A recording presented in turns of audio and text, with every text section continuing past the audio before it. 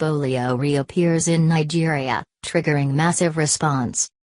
The government of Nigeria today launched a massive vaccination campaign in the northern state of Borno in response to news that 2 children there had been paralyzed by wild-type polio virus. The cases, reported last week, came just as Nigeria and the global community were celebrating 2 years without a wild polio case in a country that once accounted for half of all cases in the world. Now, Nigeria's neighbors are also preparing major polio vaccination efforts in a bid to prevent new cases. The new outbreak didn't come as much of a surprise to those who have long been trying to eradicate the virus.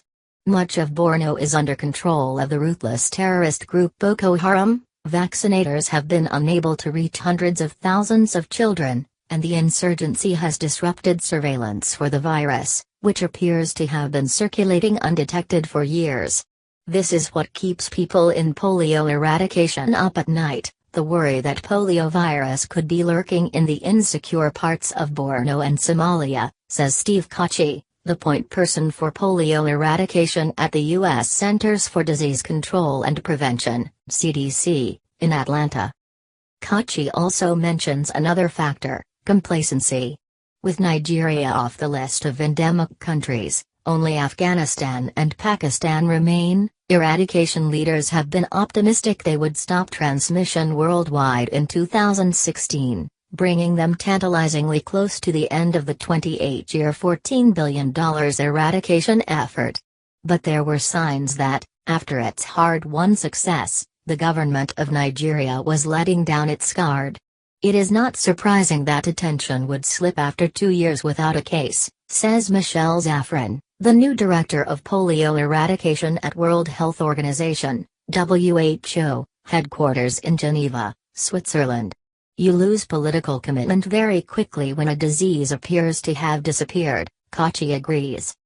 A 4.5-year-old girl named Aisha in Jeri district was the first new case.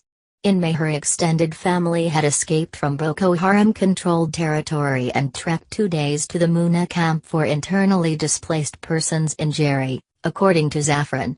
The girl, who became paralyzed on 6 July, has since recovered and now walks without a limp, he says. Health officials, under military escort, are still investigating the second case, a 12-month-old boy who was paralyzed on 13 July in Goza district, not far from Chibok, where Boko Haram abducted more than 200 schoolgirls in 2014. CDC scientists quickly sequenced viral isolates from the 2 cases.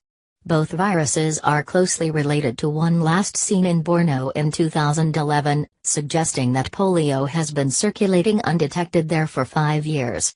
Kachi and others fear the virus has spread widely throughout the countries of the Lake Chad region.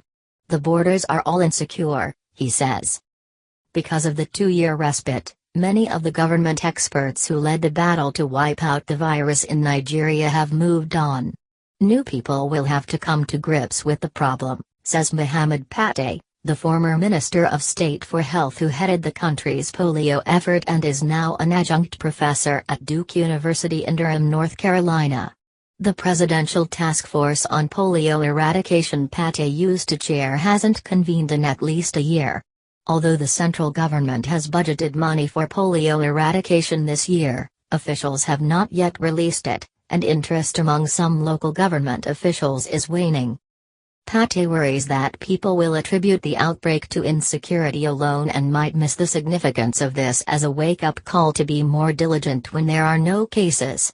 That means making sure that each campaign is meticulously executed, monitoring every vaccinator, and using real-time data from one vaccination round to plan the next.